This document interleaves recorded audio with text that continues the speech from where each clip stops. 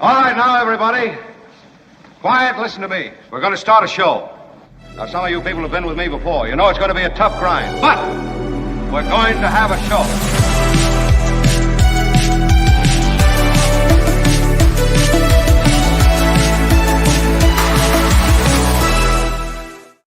And good morning.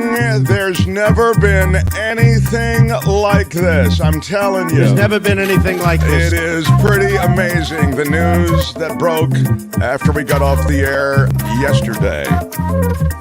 Unprecedented in American history. I might say, of all the charges that the former president faces, these may be the weakest, and that has been detailed for you and will likely be detailed for you again by everyone from David K. Johnston to David Katz to Jim Avila to Michael Shure, the last two of whom will be here today. We will talk to Avila and Shure, and I think what you'll get from Avila and Shure is not only some preliminary analysis of the realities here, but also the political calculus when it comes to what might happen with Trump as a viable candidate and leader of the Republican Party, and what might happen to, if I can use the words, the body politic of America as a result of this indictment. By the way, did you see Donald Trump's, I'll show you the Truth Social post where Donald Trump misspells indictment. You almost wonder if he did it purposely. I mean, it just is crazy. Kim is back still. Kim, how are you? I'm told. Not at 100%. But here Crazy. we go. Almost 2 weeks. Kim, how are you? It seems as though you sound okay, but I guess you're. Thank goodness. Yeah. Albert is here, of course. Albert, thank you. As the commissioner of Marx Madness. He's had to do that while also riding herd over this Trump news. We will slice, dice, dissect this Trump news for you. I will tell you something very important. The charges, weak though they may be, and we don't really know what they are. You're clear on that, right? We don't really know. We know he's being indicted, and we think it's on 30 different charges that will be listed. Is the last number I heard. So the specifics beyond that are unknown. I will tell you something. I was going to tell you in a few minutes, but I'll tell you this now. The prosecutor, Bragg, and his office in New York wanted Trump arraigned today. But the Secret Service, I'm sure getting help from Trump, said, no, we can't organize that quickly enough. And that's why it's scheduled for Tuesday. But that's when we'll know exactly what's at play here. That said, I'll tell you about another case that is just like this Stormy Daniels case. It's the McDougall case, in which Trump paid off McDougall, also in a hush money case. It quacks exactly the same way, and it may be brought as another case. But the reason it's critical is when you look at the viability of this case, you have to see that it's on ice that's not as thin when you consider the McDougall case alongside it. So even as we've said, it's the weakest of all the cases. You know, you have the Georgia case, you have the J6 case, and you have the documents case. All of those things are at play, right? And those are all stronger cases, it's argued, than this hush money thing, which you could argue is, oh, it came out of, the hush money part isn't illegal. And thank God for that, right, everybody? I know all of you hush money payers. What a great country that, yes. But it's a campaign fund related violation. Now, we'll get to all of that in a moment. I know it's a big day, and as I say, we will X-ray this thing in every different way. But I do want to get to an update on something huge. Yeah. Marx Madness. No matter what happens in the world, we will keep Marx Madness going. And are we in the Elite Eight now, Albert? We're not. We're still we have the last matchups of the Sweet 16. Will be Okay, Sweet 16, and this is what you'll vote for now. Either Good day, sir. oh my gosh, or Sayonara, sucker. vote for Good day, sir. or Sayonara, sucker. now on YouTube or in the community section of our YouTube channel until midnight tonight. What happened last night, sir? What happened at midnight when you tabulated all the voting? What remind us what was facing off against what yesterday? So a Grady situation went against our favorite drop and the drop of the hour. Never been anything like this. What he's got going here is a situation. Or There's never been anything like this. and what won? Grady situation. Beat, Wow. never been anything. What Yeah. he's got going here is a situation. Wow, Trump The went down. anti-Trump voters in the for Mark's Madness came out in big numbers. So, That was it. It's the anti-Trump vote. Absolutely, Yeah. 100%. There's Because Well, I never have been to anything say- like this. Today's sayonara sucker is extremely applicable. Sayonara, sucker. I don't mean- know. I mean, it's not quite sayonara sucker yet, but I hear what you're saying. But We're gonna get a- look, no. we're But gonna here's the get a- thing. A mugshot of a former president. I mean, this is That's sayonara true. sucker indeed. Well, but it's also good day, sir. Good day, sir. That's what I'm saying. I mean, it's Yeah. good day, sir, is just another way to say sayonara sucker. That's why this is such a close, I think, competition today. So it's one or the other. You'll vote for good day, sir, or sayonara sucker. And you know, Kim's thing, and you can tell because she's pushing sayonara sucker. Yeah, She yeah. really wants sayonara sucker to carry it. I don't know. Good day, sir is a classic. Good day, sir. But sayonara sucker is the new kid. Sayonara, sucker. So you vote for one or the other. What was the other showdown yesterday, Albert, please? It was. Hold on. In the live chat, I will have the voting up shortly after I update this. But why are you yelling? Beat going back to Texas. So those were the two drops. going off yesterday. Why are you yelling? Why are you yelling? Y'all can all go to hell, and I'm going back to Texas. Man, so Texas takes a hike. Why are you yelling? So that Very vote was a lot surprising. closer in the live vote during the show yesterday, but it was a runaway in the community. So that's what did over the top. I see. So that's interesting. So again, if you're voting live now in YouTube, that's one place to vote. But it's that community voting. It's almost an after-hours trading. After we go off the air, most people take in our show in replay in some way or even on a podcast. But you come back to YouTube, you click on our channel, and you go to the community section of the channel. And that's where you'll find a place to vote. And it'll also update in real time where the voting is. So, and apparently it was critical last night. So, Albert, I'd like to get right into. I mean, there's so much going on, but I suppose the Trump news leads the way. I don't know. I'll ask you. You're the producer. Should we get right to chunk of Trump? I mean, is that what everybody wants to talk about, and then we can talk? Yeah, we had to get the chunk of Trump. Okay. All right. So let's do it. Open wide. Ready? Here comes your chunk of Trump. It's my favorite food. With your first bite, here's Mark Thompson. I have a feeling it's going to be beautiful. Well, it's not so beautiful for the former president. I mean, you can play this and spin it and talk about the fact that he'll actually get a bump politically from all of this, but I think no one wants an indictment. And I do believe he'll get a bump politically, but he'll get a bump from places he doesn't need a bump necessarily, meaning his diehards. It is interesting to see the way in which the Republican Party falls in line. And I was watching Mike Pence last night on CNN talking about, Mike Pence is really considering running for president against Trump. And he was talking about the fact that, this is a complete, miscarriage of justice. And, this is way outside the boundaries of anything acceptable. The far right is calling for bloody civil war. Oh, God. Yeah. None of this will stop unless there is blood in the streets. This cannot go unpunished. These are all the rabid pro-Trump people, of course. I saw that Pence interview, and it felt like he felt phony to me. Like, it wasn't a real reaction, but the reaction he thought he was supposed to have. He just doesn't come off as natural at all. I think that's an absolutely terrific and crystal clear take on Mike Pence. Mike Pence is performative. Yeah. Mike Pence is he's one-dimensional. He's paper thin. He's soulless, and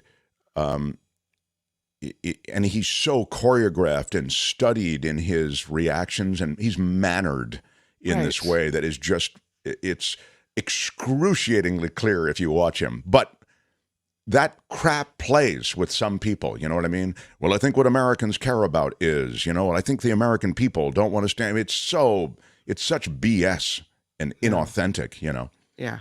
In Trump's own statement, the former president called the indictment a political persecution, referred to Manhattan District Attorney Alvin Bragg as, quote, handpicked and funded by George Soros, stated that he's, quote, doing Joe Biden's dirty work. The far right part of the party, quickly mobilized online, echoed those comments. They called for war. Some supporters also promoted a narrative where Trump's indictment was actually going to help him win victory in 2024. So instead of blaming others, why don't you just accept responsibility for what you've done? I don't know. I mean, Albert, show me the post, if you would, please. There it is from Donald Trump's Truth Social. These thugs and radical left monsters have just, and then he writes, indicated instead of indicted. That's I have to say, that's such a... It's on brand. Such a clear... It almost feels like he's doing it to stay on brand. There's never been anything like this. You don't think that he literally doesn't know how to spell indicted by now? I mean, if anyone knows how to spell indictment and indicted, it's Donald Trump. I mean, he misspells indictment in capital letters. Yeah. So it's almost as if to say, you can indict me, but I don't care. This is what I think of in being indicted. I don't even care to spell it right. That could be. How would you handle this? Yeah, we could try ignoring it. Anyway, I'll continue. These thugs and radical left monsters have just indicated, or he means indicted, the 45th president of the United States of America and the leading Republican candidate by far for the 2024 nomination for president. And then in quotes, rather in caps, this is an attack on our country, the likes of which has never been seen before. Oh my God. I mean, it's just... There's never been anything like it. Right. Do you think it's more of an attack on our country than January 6th? I don't think so. Yeah, he didn't have room, I guess, to mention that. It's like January 6th. Yeah.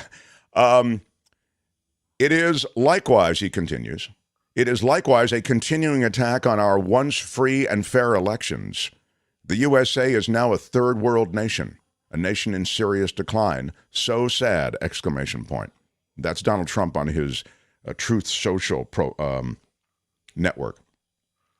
They're into this whole third world thing because that's what Eric Trump said yesterday as well. Oh, is that right? Play me the Eric Trump thing. I mean, these people are evil. They're wicked. And it's why people have lost trust in the system of the United States of America. This is third world tactics. Oh, that's really a talking point, third world. I mean, there is a bunch of stuff that's third world about this country, but it's not. I mean, I think you saw it in the Bush election where I'm talking about the Bush-Gore election. Yeah. Where, his brother's the governor, of Florida, the key swing state, and it goes up to a jimmied Supreme Court. The whole thing was crazy. That was Banana Republic crap there. Right. And we're still in this place where, it's got nothing to do with a Trump indictment. There's so many problems with our election system. But how the news played, I saw last night, and then let me find it from fabulous producer Albert. It broke last night. Nothing is serious to me until David Muir reports on it from ABC News. So that was a big We begin tonight with the breaking news. Multiple sources telling ABC News that former President Donald Trump has now been indicted by a grand jury here in Manhattan. Yeah. There's never been anything like this. Hush money payments paid to adult film actress Stormy Daniels in the weeks just before the 2016 election. This is good for Stormy Daniels, I've got to think. It's kind of been a second life for Stormy Daniels, probably, right? Sealed. It could be several days before we know exactly That's what I was the telling you. charges We're not are. going to know what the charges Former are. president speaking with our reporter just moments ago, saying they are trying to impact an election. What else he said in just a moment here. This, of course, is unprecedented. Donald Trump is the first president, current or former, ever to face criminal charges. We've never seen anything Key like it witness before. in this indictment, his former attorney and fixer, Michael Cohen. Donald Trump, of course, is running for president again, and he is ahead in the Republican polls, and he vows to press on. Right. Nobody as he has faces ever these put criminal something like this charges together and that several I've other ever seen. investigations as well. There is Special nothing counsel in our investigating history January that quite 6th and the compares classified to documents this. at Mar-a-Lago. And in Georgia, the investigation into pressure to find the votes. That's a in bigger state case, Joe I Biden think. narrowly won. But tonight, all eyes on this Manhattan grand jury and their indictment of a former president. The former president has been informed tonight, and ABC senior investigative correspondent Aaron Katersky. Aaron Katersky, everybody. Love our Aaron Katersky. Yeah. Tonight, a Manhattan grand jury voting to indict Donald Trump, making him the first. I feel like we're right on the verge of a never been anything like this, right? Making him the first. Grand jury voting to indict Donald Trump, making him the first president in American history to be charged with a crime. There you go. There's never been anything like this. Which has been going on for years, involves a $130,000 hush money payment to porn actress Stormy Daniels in the closing weeks of the 2016 campaign. A payment Trump initially said he knew nothing about. That was the worst hush money ever paid. Am I right? I mean, it's all you just Stormy Daniels, hush money, Stormy Daniels, hush money. It's all you hear about. And now he's being indicted on it. It's the opposite of hush money. Have you ever seen anything like this? I mean, it really is amazing. They really dropped the hush there. They dropped the hush. It was all. It was unfortunate. We pulled something that this country has really never witnessed. Thank you, Albert. Albert got the new way that they're saying there's never been anything like something that this country has really never witnessed. Yeah. So we've got that Muir, and I believe also we are truly in uncharted territory. There you go. So that's the new way they're saying it: uncharted territory and stuff that the country has never witnessed. The case itself, there is a problem with this indictment.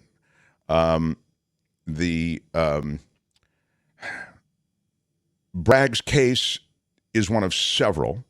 I mentioned to you it's not the strongest.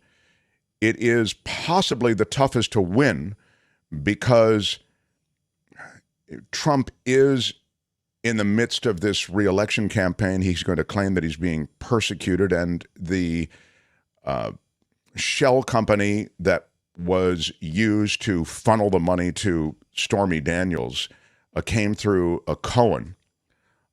Trump gave Cohen $420,000 for doing this, but allegedly sought to conceal Cohen's payments by listing them as legal expenses for a retainer agreement that didn't exist, right? Trump allegedly then falsified these records to prevent the public from learning that, Trump, who was then a presidential candidate, was involved in paying this money. So, I'll remind you that at the time, Trump just won that election by 80,000 votes. I'm talking about the 2016 election. So you end up, obviously that's the one he won, but you end up realizing that for Trump, that hush money was critical because, and this is just a contextual thing, and contextual is a ding word, that he felt it's so close, this might tip it if she were to get chirpy and start telling her story. In the same way that Comey's announcement that Hillary Clinton's investigation was being reopened, and he makes that announcement 10 days before the election, that might tip it. So you saw the sort of delicate nature of the election at that particular point. Anyway, the theory of the case, as reported before the indictment, is complicated. Under New York law, it is a felony offense to falsify business records when this, quote, intent to defraud includes an intent to commit another crime or to aid or conceal the commission of another crime. Okay? So that's the whole thing. but the payments seem to violate either state or federal election laws on transparency and campaign limits. You put that all together, and you have a crime under New York law, falsifying business records by lying about the payments to Cohen, right, in the furtherance of another crime, which is the illegal contribution to Trump's campaign. Again, not the hush money. The hush money is legal. Right. So it wasn't illegal to sleep with her, and it wasn't illegal to pay her. It was how they did it. Exactly. So, look, a grand jury heard this, and they felt there was enough here to indict. But winning at trial, it's said, by many, including many of the legal experts who have been through this show and will continue to be along, will be much harder. It'll require the DA to prove each element of the crime to a jury beyond a reasonable doubt. That would likely include proving Trump's intent to go around campaign finance law. So he'll need, Bragg will, to put Cohen on the stand. Of course, Cohen will be called, and to persuade a jury that he's more credible than Trump. And they're both problems. We'll just put it that way when it comes to credibility, right? Cohen is a disgraced felon, you could argue. It seems obvious that Trump's hand is in this, but there's not a smoking gun to indicate that he was in it, that it proves fraudulent intent, right, to falsify these records. It's a little in the weeds, but you kind of get the sense of it. It may be a difficult case to bring. Now, see the first thing I said, which was we don't know what other things Bragg is. If what Kim was saying, 34 counts, is indeed correct, which I mean, I believe it's correct what Kim said, but we don't know exactly what those 34 counts are. You begin to see, wow, there could be more here, and we just don't know what it is. No one knows what it is yet, right?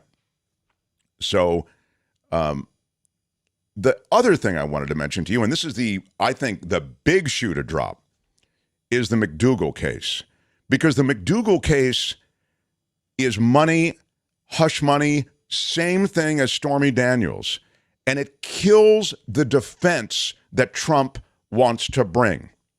So during the 2016, and here's why we know that the McDougall case is going to come and be a part of all of this. This is critical. That dude Pecker, David Pecker, he is the National Enquirer owner. I believe he owns the Enquirer, owns a bunch of newspapers and tabloids like that. Google it. Yeah. And he was brought in.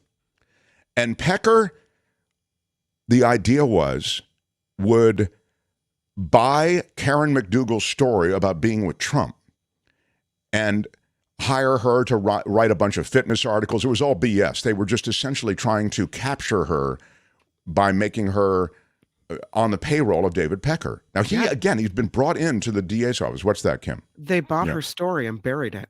Exactly. And so this was all part of the catch and kill is what they called it, where you buy the person's story and then you never run it. And by making her, someone who's on the payroll, again, with these fitness articles or whatever that also were never published, you begin to show a pattern. And it's thought that this is brought before the grand jury. Pecker was definitely brought in before the grand jury. And that will be the second piece of all of this. So when you add this all up and the trail of breadcrumbs begins to become clearer, it may be that you can get a conviction of Donald Trump. Here's a quote. If prosecutors in Manhattan's district attorney's office are trying to get to the point of making the case of an election law violation here, the parent company of the National Enquirer, which bought Karen McDougall's story at the behest of Michael Cohen, and as federal prosecutors have alleged, at Donald Trump's directive, then therefore this particular company has already admitted they did it for the purpose of influencing the 2016 presidential election. All these facts are recorded and confirmed by the Southern District of New York that Trump not only was a witness to the negotiations for McDougall and for Daniels, but it was at his behest that all this happened. So it's important for two reasons. One, because you have David Pecker saying that Donald Trump was in on the scheme to do a catch and kill, and there were direct conversations with David Pecker, Michael Cohen, and Trump. So that's one incredibly important piece of evidence. And the other... I'm sorry, but every time you say Pecker, I have to giggle. I'm like 12 years old over here. You said Pecker like 50 times. Super funny. It's all there, black and white, clear as crystal. My apologies. Carry on. So that... Don't make me put you in timeout. And so that was one incredibly important piece of evidence, the fact that they were all in on that together. And the other is the defense that Donald Trump may have, which is, I did this because I was concerned about Melania, my wife finding out. That's the John Edwards defense. People forget about the John Edwards case, but it's now it's recorded, and this is in the case of the McDougall situation. He wasn't doing it because of Melania. He was doing it because of the campaign. And so that goes to intent, and that is a key part of this entire process. So, Trump thinks with his Pecker, says Mindy Lee. Well, apparently the introduction of the guy Pecker, this is why I don't use people's names, Albert, because I find that people get distracted by... It was Albert's fault today. When we tell the story again, we won't use his name. That's an overview of what's going on with the Trump case and the indictment. As I've said, and just to reiterate quickly, they wanted the indictment formally today. Couldn't get it. It's going to happen Tuesday. And at that time, the public will know exactly what charges will be brought. And we'll have that for you. Of course, David K. Johnston joins on Tuesday, and our whole range of legal analysts as well. And Avila and Shure will speak to this and the politics of all of this when they join in the 11 o'clock hour. That's it for this edition. Well, I really enjoyed it. But make sure to join us again next time I think you might want to listen. There's nothing wrong with listening. for another chunk of Trump. Yeah, it's really uncharted territory, I'd say. We are truly in uncharted territory. Yeah, it is uncharted territory, truly. So we still today do our regular business. I mean, I Something that this country has really never witnessed. And we are going to do the not only the Avila Shore meetup at 11, but also Snyder, the Culture Blaster, comes in at 11:30. And next, is John Daly joining? I don't know if John Daly's joining or not, but yeah, I'm not sure. He's usually here by now. But let me usually we'll get a crew together and we go for a little Florida news. Look at that, Elwyn to Kim's health. Isn't that nice? That's so nice, Elwyn. You're so kind. Thank you for that. We'll formally acknowledge everyone who makes contributions. They were crowdfunded, of course, this show, so we appreciate you throwing in on YouTube, however you do, and there Elwyn has done just that for a quick 20. Yeah, into our little virtual tip jar. Thank you. Yeah. If we could just get a little bit more, if all of you could contribute $20, Kim's health can get to 100%. She's at 80% now. We just need to get her over the finish line. It'll be like one of those closing sales for a store, but it lasts for like 3 years. Like, hey, we have an end of, we're finally going to close our doors, but it's been lasting 3 years. I'll still be sick in 6 months. Yes, Kim is clinging to life today. Yeah. She'll live if we could just get a little bit more. Kim, how are you? Thank you, everybody who joins us. All right, so Florida next. We'll get into everything. Smash the like button like a boss. Come on, I broke down the whole McDougall case for you. We'll get. We've got quite the show still to come. There's never been anything like this. There's never been anything like this. And I'll remind you that this hour we are in the middle of Mark's Madness. I've been bounced. I've been crushed. I've been thrown to the side. I have no idea what's going to win. But this hour, we introduced the first two for today, and this is a classic matchup. It's either Sayonara, sucker. Or Good day, sir. You vote for one or the other. Sayonara, sucker. Or Good day, sir. One goes on to the next round. All right, Mark Thompson. The Mark Thompson Show.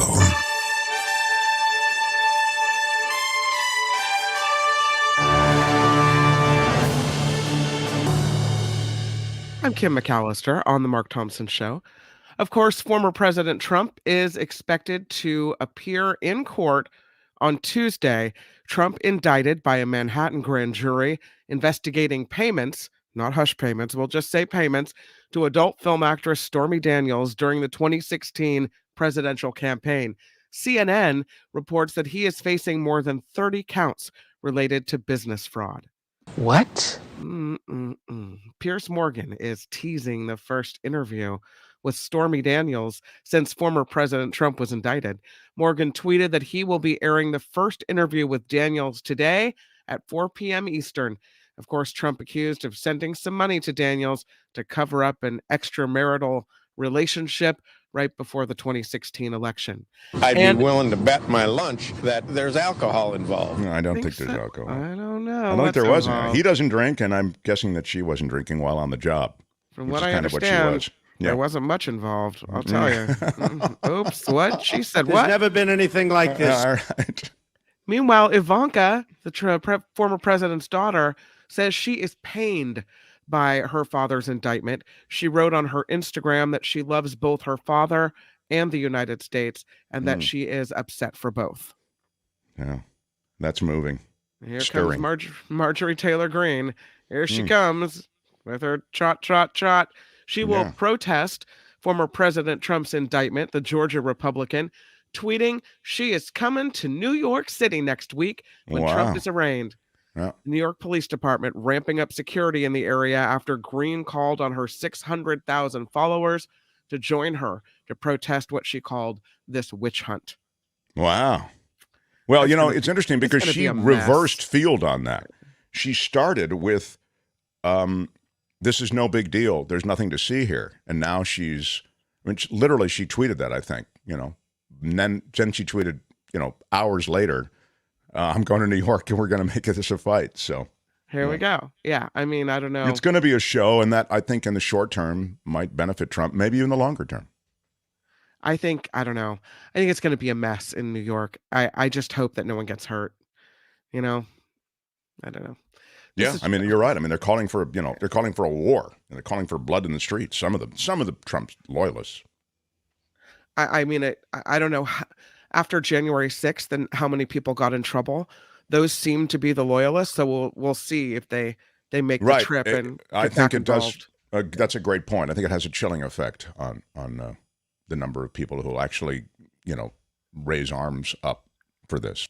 Anyway, go ahead. The city of Minneapolis is moving forward with a new policing plan following the murder of George Floyd in 2020. The city council unanimously approved a plan to address systemic racial bias. According to the Minnesota's Star Tribune, the 144-page settlement between the city and the State Department of Human Rights will be released to the public very soon, so we can see what changes they are planning on making. Southwest Airlines is unveiling a plan to avoid another kind of system meltdown like we saw recently. That includes updates to its scheduling software and communication systems, as well as its equipment to deal with winter weather. This comes after Southwest canceled about 17,000 flights last December. Dungeness crab season in California traditionally begins in November, runs through late June. This year, it will end April 15th from the Mendocino County line to the Mexican border. This move is to protect migrating humpback whales from being entangled in trap and buoy lines. The State Department of Fish and Wildlife announcing it yesterday. They say whales can drag these ropes around for months, leaving them injured, starved, or so exhausted that they could actually drown. Officials say 15 humpback whales were entangled in fishing gear off California's coast last year. So crabbing will still be allowed in waters off Mendocino, Humboldt, and Del Norte counties, and they will receive crabbing recreational crabbing licenses will still be allowed, but from Mendocino on down to the Mexican border, no can do. Crabbing doesn't make you laugh the way Pecker made you laugh, Kim? What? No. Crabbing isn't All right. sexual, is it? Well, I don't know if it is or not. I'm just saying that you like, you like the tea heat. You're weird. Yeah. I am. Seriously, what the? I'm just saying. Now I'm listening to every name and term, thinking what's going to make Kim laugh. Oh no, it's just hearing you say that dude Pecker. That's all. I see. Okay. Yeah. All right. Yeah. Well, all right. You just don't get it. I don't get it. No, you're right. Anyway, go ahead. Consumer sentiment falling for the first time in 4 months. The University of Michigan's final reading for March dropped about 8% from February. The survey says sentiment fell across all income groups, with multiple signs that consumers increasingly expect a recession ahead. And for people who just can't get enough Saturday Night Live, it returns this weekend. Abbott Elementary creator and star Quinta Brunson will be hosting, along with musical guest I'm going to say it wrong, Little Yachty? I don't know. Brunson said, Albert. I'm not a fan. That's correct, yeah. Brunson said hosting is a dream come true. Little Yachty doesn't make you laugh, Kim? Little Yachty. Big Yachty. Little Yachty. There you go. I love it. I can get behind that. Yeah. I think you could get behind it. I get it. Okay, yeah. Right. Okay. Oh, good. I really it's think too much. That's not fake. That's real. I think it is fake. All right, go ahead. Yes. Of course, this show is completely crowdfunded. So thank you to all of you already part of our community. If you'd like to be part of the effort supporting the show, please go to themarkthompsonshow.com, where you'll find the Patreon and the PayPal links, and thank you for that. I'm Kim McAllister on The Mark Thompson Show. They had to close down an entire radio station to silence him. And now, he's here. Ladies and gentlemen, Mark Thompson. The Mark Thompson Show. My wife wants some vegetables for coup d'etat. I was a basketball referee. Feels great, baby. Use Mark Thompson. It's unbelievably offensive. What he's got going here is a situation. I was fortunate. Everyone I worked with made me better at my job. You are a cover-up artist, and you are a liar. Oh, it's such a pleasure to have you with us on this Friday. It is a momentous day, of course, unprecedented. And there has, never been anything like it. There's never been anything like this. Former president being indicted. We'll get more to that.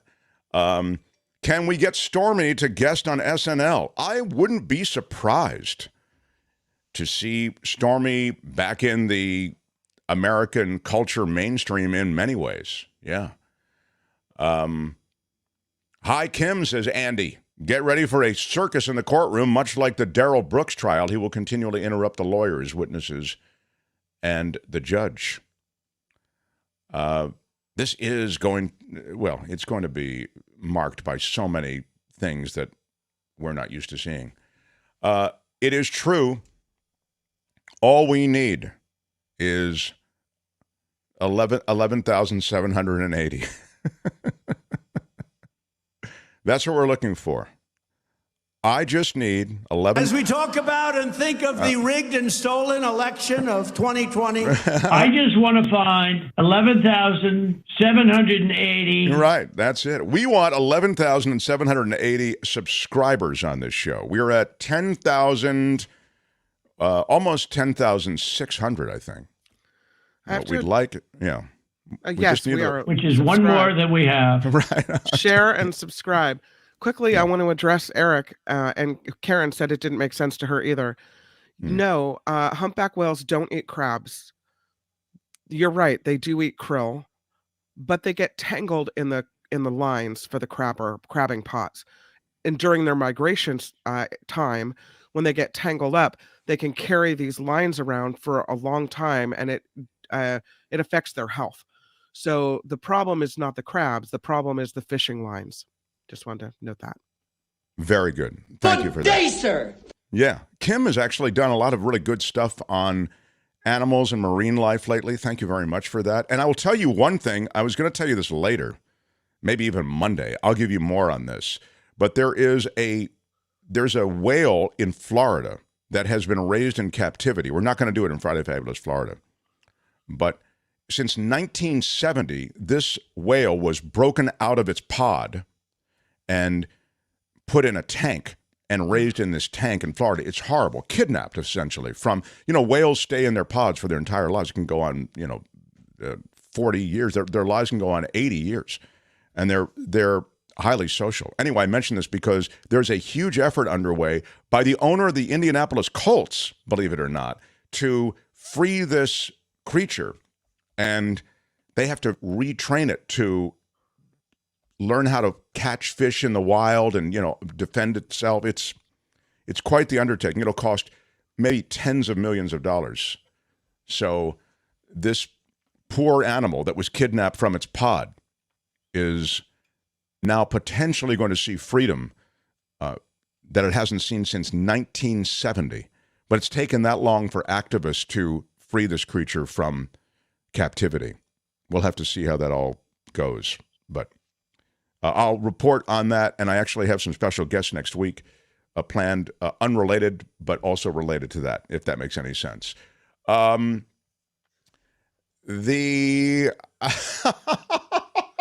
you. TG tosses us a quick 20, and big Dan Ashley shout out for that. Where's my Dan Ashley shout out?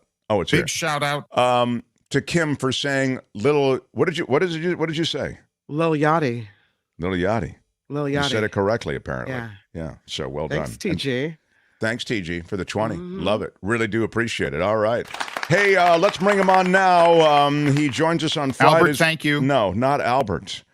I'm talking about It wasn't Albert's fault today. Fabulous producer John Daly. That's exactly what I'm talking about. John Daly, everybody. Yeah. Hi, John Daly. Hello. Hi. Look at you, the new blonde John Daly. Look at him. We've never seen anything like this before. We've never seen it. There's never been anything like this. Well, it's strong. It's That's not very fake. strong. That's real. I like it. like Actually, I think it might be fake, to be honest. But I mean, That's it's not fake. It's not fake. We're in uncharted territory. We right? are truly in uncharted territory. I am so excited that you're here. I know we're running a little bit late. Quickly tell us how life is on the outside. It's good. Trump's been indicted or indicated. Yeah. You know, they say you can indict a ham sandwich, and he is the closest thing we have to President To a ham right? sandwich? Yeah. Yeah. Well, yeah, I think, right? Very strong. Yeah. You can indict a ham sandwich. You can't indicate a ham sandwich, though. That's the difference here today. Well, you check the box, on the little form when you order your Oh, sandwich. I see. All right, everybody. No more waiting. Let's do it. It's time for Friday Fabulous Florida. There is a gigantic alligator in my kitchen. A look at the weirdest stories from our weirdest state. Florida deputies searching for a naked woman in a tree. And who isn't searching for a naked woman in a tree? That's a full-time job down there. Yeah. They end up finding a body as well. What? The Palm Beach County Sheriff's Office said that deputies got a call about a nude woman climbing a tree in a neighborhood in West Palm. When they arrived, deputies set up a perimeter. I love when they say, I feel like that's the one thing I could do, Kim. I'd be a good perimeter setter. After that, I'm not much good to law enforcement. No, but I'd be strong on the setting up perimeter. They caught the woman as she ran through the neighborhood, the nude woman. Of course they did. Then things took a darker turn. Oh, no. Their investigation took them to a home on Magnolia Drive. They found another woman dead inside that residence. Uh-oh. The naked woman is believed to have been involved in the other woman's death, but that role is yet unknown. There's never been anything like this. All right. It's a hell of a shift on that police That is. watch. That took a pleasant... Yeah, the cops were like, oh, yeah, we got a naked woman in a tree. Yeah. And then they just end up like, oh, this is a homicide case. So, right. It that took escalated real quick. A pleasant Nothing good afternoon happens. apprehending a naked woman and turned it into a dark homicide investigation. Well, it doesn't sound like she stole anything. No, and not that they could find. At least there's that. A Florida man passed out behind the wheel tells deputies he smoked oxycodone for ankle pain. That was his excuse. It's the Hernando County Sheriff's Office. They found It's a Jordan. wild idea, but it just might work. You got to float a story. Got to tell them something. You can smoke that? You can smoke anything. Found Jordan Stiles passed out in the driver's seat of a Chevy Silverado truck. It was at the intersection of East Early Street and East Jefferson Street in Brooksville. John, you're familiar with that area. Yeah, about 2.5 miles. According to the sheriff's office, investigators saw a piece of burnt aluminum foil and a small straw. My bad. I'm sorry. Law enforcement says they're items commonly used to ingest, inhale, or consume illegal narcotics. They saw this stuff there on his lap while he was passed out. When asked about the items, Stiles told deputies he used them to smoke oxycodone to help relieve the pain in his ankles. Look, again, you've got ankle pain, you got to try something. Ooh, it's a wild idea, but it just might work. The deputies instructed Stiles to put his truck in park. The truck wasn't even in park. They contacted emergency crews to assess his health. He refused treatment and did not want to go to the hospital. They found a blue plastic baggie containing crystal-like substance, later tested positive for the presence of, if you guessed meth, give yourself points. They also had a plastic baggie containing a white powder-like substance, which later tested positive for the presence of, if you guessed fentanyl, give yourself points. 5 blue pills, later identified as, if you guessed oxycodone, give yourself points. A plastic baggie containing a green leafy substance, which later tested positive for, if you guessed marijuana. Where are my weed smokers at? There you go. He had the full range of intoxicants going They there. also found what they're calling a Somerville American Tactical 22 long rifle and 8 rounds of ammunition. And he's a convicted felon, so he's not allowed to have a gun. So, I mean, if you get that all in order, Mark. Yes, you get extra points. If you get it in order, you get extra points. I think I'll say it's sayonara, sucker. Is Sayonara, what that is. sucker. And it's good day, sir. Good day, sir. Because those two are up against each other. I don't want to play He more. hit bingo one than like the other. 4 items ago. So he almost won his second straight game. Yeah, he really did run Florida the table. arrested bingo. Yeah, Jordan Stiles. He looks like he's having a bad couple of months. Well, he took Florida... the blue pill. Not the red pill. Florida man hides from the cops in a pile of insulation during an attempted home burglary. Well, you got to hide somewhere. You broke into a home, hid in a pile of construction insulation. Finally, responding officers found him. Bruce Davis. He breaks into the house on North Fort Myers, or in North Fort Myers. It was an attempted residential robbery. And he was still inside the property when the cops got there. The sheriff said Davis, who's 44 years old, got himself stuck in an itchy situation. He literally said that. It was what he's got going here is an itchy. What he's got going here is a situation. Literally, the sheriff said that. There he is. Doesn't look too happy about being brought in. The would-be burglar climbed into the house's attic, buried himself under the itchy insulation, while others searched the home. The sheriff's office shared a photo of the insulation debris with 2 hands sticking straight out. And what you see if you're on YouTube right now is you see Davis with the pieces of insulation on his shirt, in his hair, on his face. And that is, because he was pulled out of the insulation. If you keep going down, you'd see the 2 hands sticking out, or at least 1 hand sticking out of the insulation. But a Florida man, there it is. Yes, thank you. A Florida man finds himself surrounded by alligators. They're everywhere, he said. They are. Garrett Galvin found himself surrounded by alligators, quote, again, after mimicking the calls of a baby gator in Florida's Everglades National Park.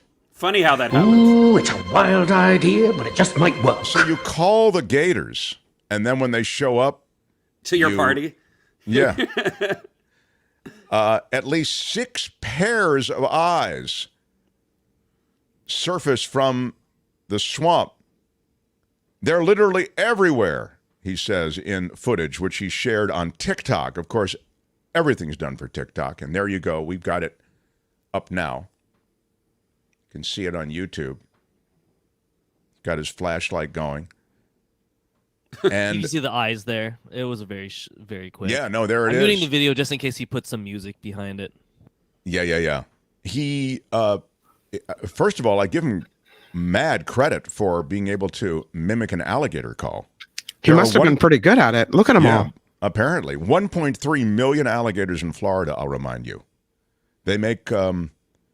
Looks like he's showing off his other bonus content with the snakes. Oh, I see. And look at these. They're tiny alligators, too. They're kind of cute. They're in all 67 counties of the state. You can't complain about the alligators when he's literally calling for it. You know, he's literally asking for it. It's not a very useful skill. Anyway, moving on. Deputies say that a Florida woman tried to hire other inmates when she was in the facility, we'll just call it. A 29-year-old charged now with soliciting other inmates to murder her family, everyone. Yeah. What? Yeah. She also What wanted, the hell is going on in the United States of America? After you get done with the family, she said, how about murdering the assistant state attorney? Yeah. So she had a list. It's a natural progression of those things. You know, you go from the family to... Please, okay, let's just review the order before you start. You kill the family first, then the attorney. Don't screw that up. She's charged with solicitation to commit murder, 3 counts, and cyber stalking. She was incarcerated last December. Incarcerated is a ding word. Deputies say that's when she asked her cellmates to kill her family and an assistant state attorney. I know this is off-brand for this story, but I'm going to say it anyway. She's kind of hot. Is that... I'm just going to point it out. I mean, we talk about... crazy. Yeah, which is even hotter. Oh, my God. So you're trying to stay off her list. Yeah, I mean, she may be a little too crazy. It's tough. You want that just the right, but it's so when you're dancing too close to the sun, you can get burned, right? There's a reason that this place is fun. Detectives were able to obtain evidence to link her to threatening family members. Along with the threat, she used social media platforms and other online sources to stalk the assistant state attorney prosecuting her cases. She From offered jail? Yeah.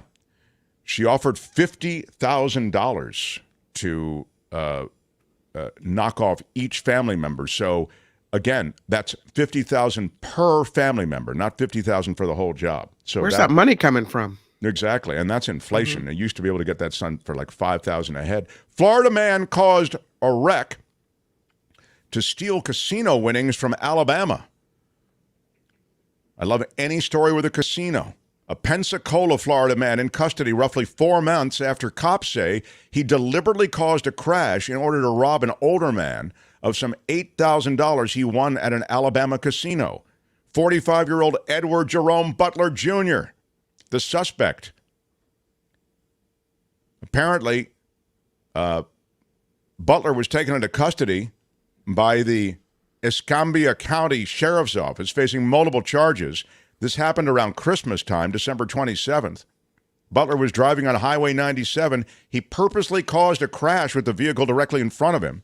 When the driver pulled to the side of the road, activated his emergency flashers, Butler ran up to the vehicle, opened the passenger door, brandished a weapon, ordered the man to turn over the money. Ooh, it's a wild idea, but it just might work. He knew the guy had the money, and it is a pretty complicated scheme. The victim, reportedly over the age of 65, attempted to draw his own weapon. That's the great thing about life down there. They've all got the weapons. But Butler grabbed the weapon from him. Police reported that Butler then pulled off the man's boot where the money was. There was $8,000 in that boot that he'd won earlier at the Wind Creek Casino in Atmore, Alabama. He was headed back to Florida. That's where you keep your money, right? If I had boots, that's where I'd keep it. I, frankly, have never won at a casino, so I really wouldn't. I'm not burdened with having to hide the money. Anyway, the report indicates that Butler and another person drove off with the victim's cash, firearm, and other items belonging to that victim. A Florida man climbed a raised drawbridge to go viral and is seen hanging on for dear life. It's the Brickell Bridge in Miami, a drawbridge that was completely erected, or what do you call that? Be careful, Kim's going to start giggling. I know exactly, Kim. Kim, what would like you call that? Pecker-esque. Yeah, there you go. There he is. You see him climbing to the top of it. We have the video up now. The climber was spotted by people in nearby condos, by boaters passing underneath the bridge, and by people waiting to cross the bridge. He went viral on social media. He's even fist pumping in celebration. And then he runs down. He's celebrating not dying. Right, exactly. God, what a move. Nobody knows exactly what led the climber to scale the bridge, or if it was on purpose or an accident. I mean, it seemed based on his climbing that it was purposeful. Are you willing to bet your lunch that there's alcohol involved? I think that I'd be willing to bet my lunch that there's alcohol involved. On this one, I think you may be right, John Daly. Yeah. A North Central man becomes the world record holder for the fastest mile on a dandy horse. Do you know? I got some video for this. Let's see the video, because I don't even know what a dandy horse is. All right, here is the video now, as reported by a news team. Dandy horse. Now, we've been telling you about him. Last Saturday, Chip Sullivan brought his pedalless bike and rode it 4 laps at the Kanapah Middle School track. Crew of 9 people helped Sullivan document and verify this time. And then after his mile run, the team said Sullivan Did they completed just use the timer with run the in foot? 5 minutes, 5 seconds, beating So he has no previous documented record of 5 No minutes pedals. and 29 no pedals. Is that what a dandy horse is? Yeah, it's a bike with no pedals. Oh, I didn't know that. Google it. Okay, I don't need to Google it. Albert knows it, apparently. It doesn't seem very dandy. Yeah. Kind of going out with a whimper, Albert. Is that our big finish, that a man becomes a world record holder for the fastest mile on a dandy horse? Yeah, I could have changed the order. The order, but Whoever is producing this thing has no idea I what would have they're just doing. stuck the landing a little bit, that's all. But I thought it was actually a very strong segment, and it did include reptiles. So I want to thank you for that, because I feel as though we had a very solid showing. That's Friday Fabulous Florida for today. This has been Friday Fabulous Florida. There is a gigantic alligator in my kitchen. Y'all come back now here. We don't like to do it. It's like picking between children, but we must pick a favorite. And so I remind you, these were the stories that we just heard. Florida cops show up. They're looking for a naked woman. They apprehend her. They end up finding a body back at the house. Turns into a homicide investigation. Florida man passing out behind the wheel tells deputies that he smoked oxycodone for ankle pain. They find the full range of, shall we call them, palliatives, palliatives would be a ding word, I guess, to kind of round out the arrest. A Florida man hides from the cops in a pile of insulation during his attempted home burglary. A Florida man finds himself surrounded by alligators. They're everywhere, he said, after he calls them to his alligator party. A Florida woman, very attractive, tries to hire other inmates to kill her family and an assistant attorney. And a Florida man caused a wreck to steal the driver's casino winnings.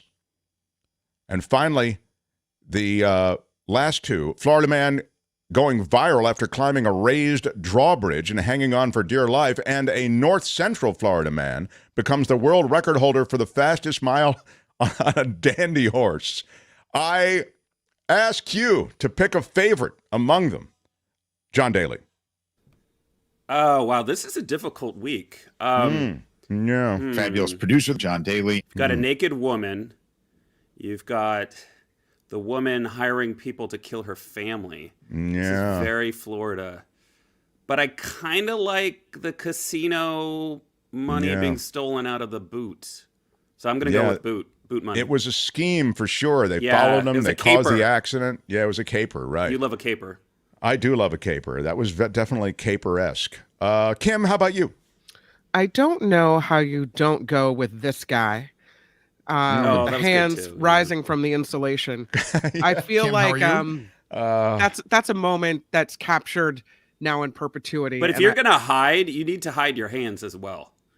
I think he was realizing maybe he'd made a mistake there and needed to be pulled out. I think that's exactly right. I think he was glad the cops were there in a way. Like a breathing issue. Yeah, perpetuity's a ding word, by the way. So thank you for that. And when he looks so sad in the other photo.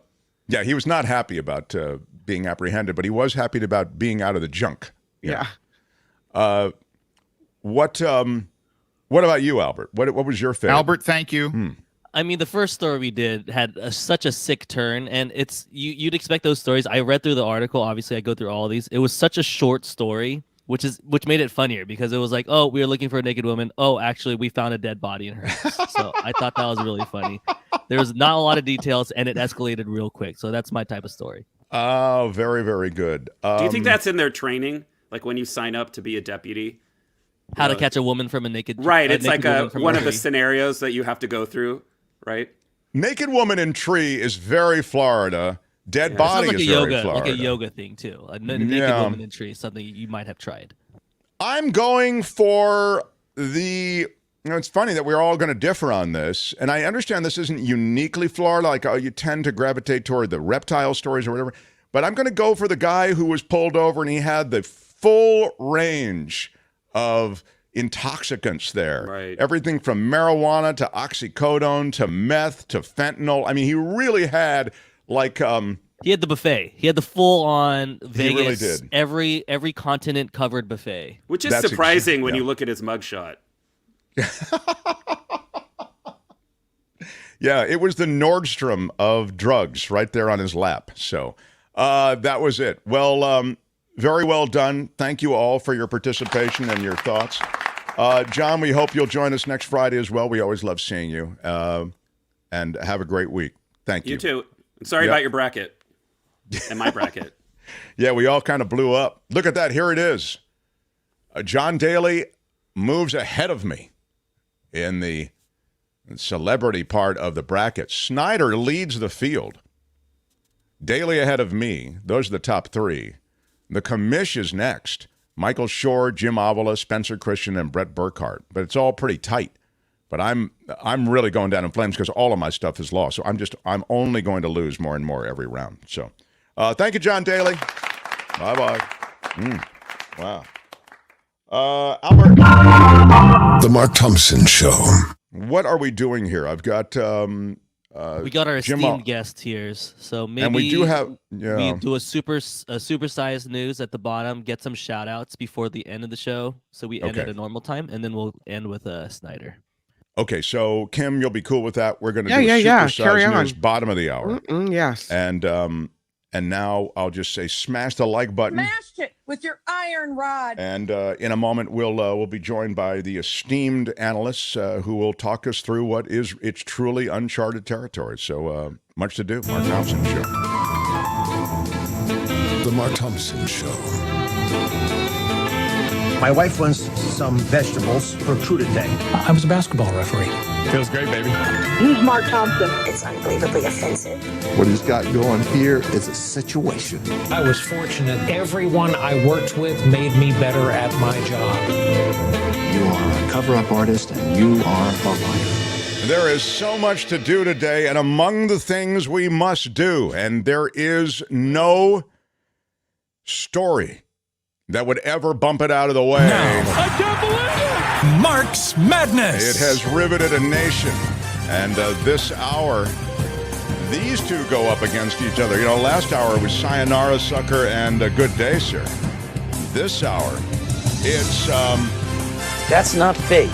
That's real. That's not fake. That's not real. And do you have the other one, Albert? I don't think I have it. Which one of you is Mark Thompson? Hey, which one of you is Mark Thompson? Thank you. So you'll go for either. That's not fake. That's real. Or hey, which one of you is Mark Thompson? You can vote in YouTube now, and you can vote until midnight tonight in the community section of our YouTube channel. So that continues, Mark's Madness. And the brackets have all been blown up. These guys are in the celebrity brackets we just showed you before, and I'll review them toward the end as well. Please welcome the esteemed journalist, former senior correspondent at ABC News, longtime White House correspondent, Jim Avila. Jim Avila, thank you for joining us. Yeah. Nothing going on here. Nothing. Quiet day. Just a slow news day, right? Slow news day. And a man who's forgotten more about politics than most of us will ever know, Michael Shure, everyone. So good to see you too, Michael. It's very great to be here. Yeah. Gwyneth was innocent. Gwyneth was innocent. Yeah, you know, Gwyneth Paltrow, that was really news bumped out by the former president. She was found on Twitter. There's a New York Times headline, a front page headline, fake, which the headline is not Trump indictment, but Gwyneth Paltrow innocent. It's pretty funny. Albert, what is that sound that I'm hearing? It's like a frog. Oh, now I don't hear it anymore, so it's probably okay. All right, boys. I really want to talk fault today. It's always Albert's fault. Yesterday, it was whoever is producing this thing. You get it. So let me get right to the politics. I walked everybody through the legal in the first hour. If you missed it, you can go through again. And I walked you through really pace for pace where this case stands. One thing you may want to touch on, and I'm curious whether you agree with me, in the offing are much bigger cases than this one, it seems. A lot of legal analysts have said this, and I've read so much about this. Nonetheless, this is the first one that's coming to court. I wonder if you can speak to both the legal part of it and then the political, cultural part of it. We'll start with you, Jim. Well, it doesn't. People get all tied up in this. This is the smaller case, but these people don't work together. There's a district attorney in New York, there's a district attorney in Atlanta, and there's a federal prosecutor. They're not talking to each other about, we're going to go on this date and we're going to go on that date. They go when they're ready. And This guy in Manhattan waited, didn't do it right away, even though Cy Vance, when he left, his predecessor, said, I would prosecute, but I'm going to let you make that decision. His initial decision is it's not ready. Then they called the grand jury and they got lots more evidence. And they have, and by one report by CNN, it's 34 counts here. Right, that's exactly what we said before. Jim, hold for one time. I'm sorry to interrupt. Sure. Albert, do you hear that? It's almost a chirping or something. Do you hear it? Maybe put your. It's fabulous. Jim, can you? Yeah, what am I doing? Well, I'm wondering if maybe it's the Bluetooth. What do you think it is? Is it his I can Bluetooth? turn off the Bluetooth if you want. Yeah, maybe just go with the speaker on the. Yeah, I'll take over from Cy Vance there and advance this case a little bit. Moment. Yeah, so I think that would all these make more technical sense. things, I know. Why don't you get Michael's opinion while you're doing that? Thank you. I said I'll take over for Cy Vance. All right, we heard you. Go ahead, take over then. It was funny. You just heard me and you didn't laugh. Thank you. Yeah, thanks, Vance. The truth is, this is the smaller case, but it's the biggest case that has ever come against a former president in that he was indicted.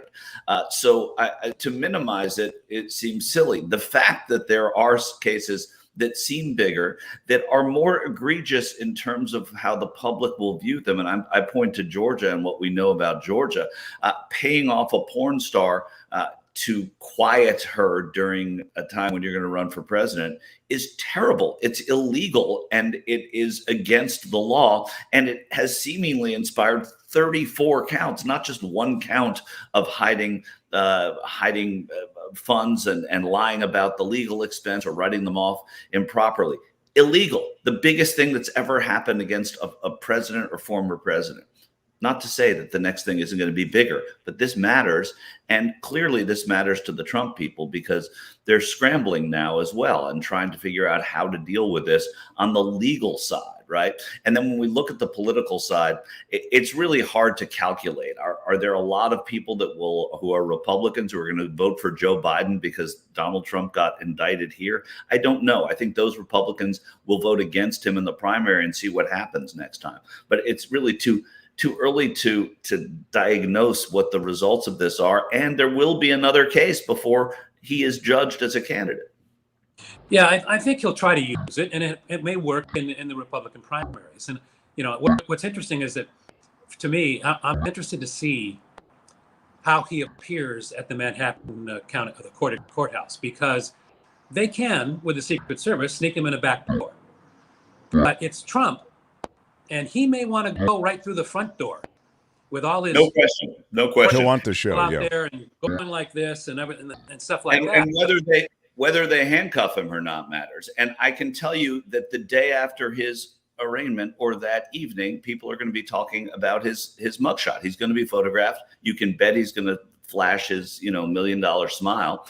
But it's going to be that kind of a spectacle. And I think the Secret Service and the DA's office, and by the way, the New York the police that work in the courts there, they're the ones that are actually going to be dictating this, and the Secret Service is going to be following suit to what they say. Of course, they have to cede a lot to the Secret Service. Well, they wanted to actually bring him in today, is what the reports were, but had to wait till Tuesday because of the Secret Service. Jim, I'm still hearing that. We're hearing that sound. Maybe you can disconnect and reconnect, but I want to make a point while maybe you do that. All right, I will. And the point is, I'm disappointed, Michael, that, and I've always been disappointed in Merrick Garland. And I say that because the Mueller report laid out obstruction of justice 10 different times. And Garland didn't even follow up on it at all when he became Attorney General. I think that within the halls of justice, and I don't know this because that's not my kind of, my expertise is not in legal wrangling and that sort of thing. There was a clear decision and a clear acceptance of the fact that this was a New York State case. This was not a federal case. And a lot of that, I think, had to do with the possibility of pardon. A president can pardon himself. And there was a fear that if this became a federal case, that he would do something like that. So ceding this ground to being a state case was that was a decision that was made, and I think it was talked about a lot and probably made for very good reason. But I don't see. Okay. Now, I mean, that at least that gives me some kind of explanation. I just, I really, when I look at this case, and I mean, again, just we've had so many legal analysts through, and we'll continue to have them through, and they all say, and it's been written about everywhere, that this is the weakest of the case. It doesn't mean that you can't get a conviction. It just means you really, you're going to have to effort in ways that have never been really played out before. And so it makes me wonder. With 34 counts, you have to be able to rely on the district attorney of the state of New York, or the city of New York there, and be able to accept that they have a case that they think is strong enough to bring to both a grand jury and now to court. So it's not that Merrick Garland's not beyond reproach for other reasons, but the point here is I think that there are two separate things here, and I think if what happens in Georgia becomes bigger than it already is. Look, I don't think anyone in New York was expecting 34 counts. That means that Alvin Bragg and the team of district attorneys there has much more than we already know about this. There must be documentation. There must be witness accounts. There must be a lot of testimony that says there's more to this than even we thought who read it in the newspaper and watch it on the news. So I think in Georgia, you're going to find the same thing. And that's where you may see the federal government and Merrick Garland Justice Department step in. It is true, Jim Avila, that, when you're Alvin Bragg, you don't want him. He's a super sharp dude out of Harvard. And, he's not looking to just indict. He wants to get a conviction. And so there are all of these accounts that we hadn't expected, and he's not living for the headline Trump indicted. He's living for the headline Trump convicted. Yeah, and you have to remember that, as you say, he's not stupid. He knows that if he indicts, he has to convict, and he had to have a strong case to go there, or else he wouldn't have gone there, because it's the president of the United States, the former president of the United States. You don't do that lightly. One disappointing thing that I was going to say, and when I got cut off, is that the mugshot in New York, they don't release them. So, so that's good. I was wrong there, because while you were gone, Jim, I said that's going to be what we're going to be talking about. But if they don't release it, then So now my bet is watch TMZ. It's going to come up. It'll be leaked. Yeah. It will be leaked. And, TMZ's got all that money they spend on that kind of leak. So the only problem is that, of course, Harvey is very pro-Trump. So I'm not sure he wants to release it, but he's more pro-money than he is pro-Trump. So I think it'll be okay. It'll get released. But yes, that's the best part, is that if we get to see that smile that Michael was talking about on there. And the only other point is I would add to is that when you were talking about Merrick Garland, I don't understand. So I understand why. Well, I understand, but I don't agree. But Bill Barr was a criminal. Okay, Bill Barr stopped the investigation. Wanted, in fact, to over. I don't know if you went into this already. Wanted to overturn the conviction of Michael Cohen. Michael Cohen wanted to overturn that conviction, and he did stop the investigation into Trump when Trump was named as a conspirator and the leader of the gang. Right. Now, the disappointing part, okay, you expect that of Barr, he's a criminal. Why didn't Merrick Garland charge as soon as he got in? And I still don't understand why he didn't do that. And, it took him a while. And then now we have the special prosecutor, who I do have faith in, and I think there's going to be. Now, you may not remember this, Mark, but when this first started, I predicted by spring that Donald Trump would be indicted, that this would be quick. And I really think that Jack Smith is going to be in the next month or so. And I think Atlanta could be any day. I really do. Wow. Well, that's huge. And I was saying, just on the point you were making about Merrick Garland, I was saying to Michael Shure and to everyone, my disappointment was profound, because I thought the Mueller report laid out the obstruction of justice. And I mean, it's there. And the idea that, politics of it comes into play there, and there's a good chance, and this is obviously just guesswork, that the Biden administration came in and said, we're not going to make the first thing we do the prosecution of Donald Trump. We are here to get the country back in order and do our job. I think that's absolutely right. I don't know if Biden and Garland were talking, but I know that Biden was not least publicly pushing for an indictment of Trump. He didn't want to be the guy who comes in as the new president and indicts the former president of a different party. That's not a good look. And so he let the system go. And Merrick Garland is a very is a kind of guy who's systematic and methodical, and maybe that'll work. We might be all very happy when Jack Smith comes back with these indictments. Yeah, I mean, certainly. Well, the reputation of Smith is sort of along the lines of what you're talking about. And so that'll be a busy couple of months for Donald Trump and his legal team. I mean, wow. The one big prediction, and I'm sure Michael agrees with this, is that Donald Trump will never be president again. It's just not going to happen. So you think that he's all of this about sort of like that he's the Obi-Wan Kenobi, somehow by being struck down, he'll come back even more powerful, by being indicted and convicted. You think not? He's a loser, Mark. He has lost everything. He didn't even win the popular vote, against Hillary Clinton. He's a loser. He hasn't won ever, and this is not going to help him. No one wants. They can parade. The Republicans can say all this they want. No one wants indictment on their resume or conviction on their resume. They just don't want it. Right. And although he's a unique creature who probably revels in the fact that he's raising money off of this. When the FBI raided Mar-a-Lago, the next day was his biggest fundraising take. And then thereafter, people are expecting he's trying to use this now as a way of fundraising. But that comes from within the people that are already supporting them. I don't see that as a growing group of people at all. And I think Jim's right. Yeah, what I wanted to pop in to ask, when you talk about the reaction of people, of Trump followers specifically, to what has happened, and you probably already saw this. This is the Trump reaction posted on his Truth Social. Yeah. He's been about, at the end, he says, it's an attack on our country, the likes of which has never been seen before. And he calls it an attack on our once free and fair elections, calls the U.S. a third world country. And so I wonder, is he stirring the pot again for unrest? Is what we're going to see protests and riots in the street the day that he's, led into the New York courtroom? Is this something we should be scared of?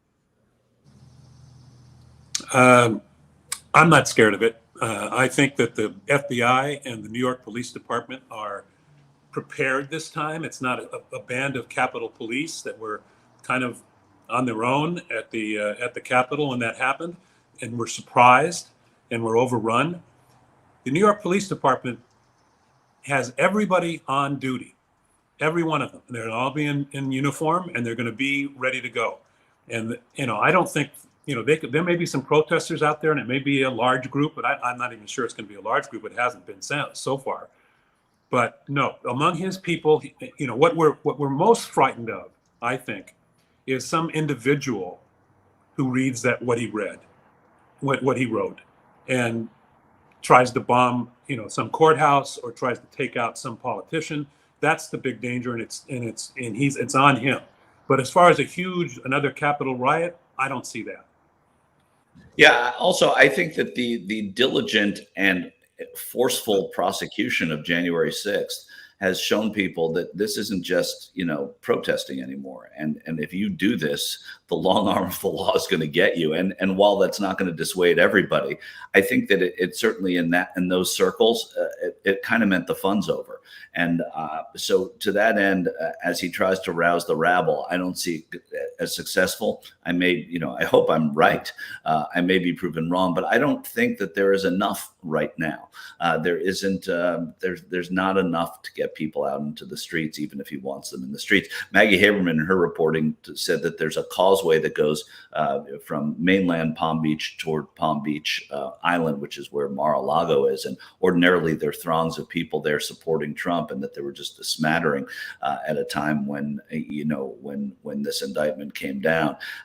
And so I think people are moving past that to a degree. Of course, there are going to be a lot of them, and they go to the rallies and they love their former president. But by the same token, I don't see the same kind of ability to stir the pot. He was, of course, president when he did it last time. And so it becomes different when you're a former president. Yeah, you attended so many of those rallies, and I remember you saying that it's really about the show for so many who attend that rally. I think even the rally in Waco, you saw the drone shots. There weren't many people there, and it was a small crowd. And I don't think maybe we'll be proven wrong, but I don't think that and energy is still there. Yeah, and then I think that there really has been something of a chilling effect that the Justice Department has brought about by convicting so many of those. I think that's what you're talking about, Michael, that just so many have been brushed back by the fact that, hey, guys, this isn't a party. You go to these things, you incite violence, you're part of violence, you're going to do time. Some of it is hard time. So I think all of that may have, as I say, something of a chilling effect on these guys. So, of course, Marjorie Taylor Greene is trying to rile it up. She said she's going to be there in New York. It's just a loose cannon. It's just amazing that she is actually in Congress. But the rest of the Republican, just to that point, Jim, the rest of the Republican coalition, if you want to think of them that way, and they do sort of, it's the old line, Democrats fall in love, Republicans fall in line. They do fall in line so quickly and so well. And maybe, to be fair, Democrats would do this as well if a former president was, being assaulted this way and indicted this way. But I wonder to what extent this does galvanize the party. Mike Pence, all of them, even DeSantis doesn't mention Trump by name, but he sort of talks about this miscarriage of justice and how the Justice Department. Politicians talking about politicization is always funny to me. When your president's being impeached, it's a little different. When Trump and Clinton were being impeached and members of their party stuck beside them, or most of them did in both cases, then you understand it a little bit, because it really is about the politics. It's about the power. It's about the decision making and all of that. So you want to preserve that. I think it's going to come back to haunt many of these people. In Congress, it doesn't really haunt you. In the Senate, it can. In your districts, these people are elected from such pro-Trump districts that it doesn't matter. They have to say what they have to say. Marjorie Taylor Greene being a soldier for Donald Trump, perfectly understandable in terms of electoral politics. But when you look at the other side, you look at the Senate, I don't think you're seeing as much of that passion. You're seeing it from the places you'd expect it, from Ted Cruz and Lindsey Graham, curious friends of Donald Trump. I just don't think, I think it's a little different. and I just want to make a specific point on that because I'm seeing it in the chat. How is she still in Congress? How is she? The point is these districts are drawn so starkly that she can be a jihadist, and that's one of the keys to remaining in office. Isn't that right, Jim Avila? Yeah, she represents a district in Georgia, which is deep South, no diversity, and is, she represents what those people believe. I mean, she really does. So I guess that's what government is supposed to do. Unfortunately, it's harmful for the rest of us, and for Kevin McCarthy to make her one of the leaders of the Congress is a crime. And what he had to do to be able to get his position, we're seeing it now. We're seeing it in these stupid committees where they're doing nothing. We haven't touched on that. These committees that the Republicans have put up with Jim Jordan, they bring in witnesses and don't even allow the witnesses to be questioned. The witnesses give a statement, and then when the Democrats want to ask them a question, they go away. They get up and left.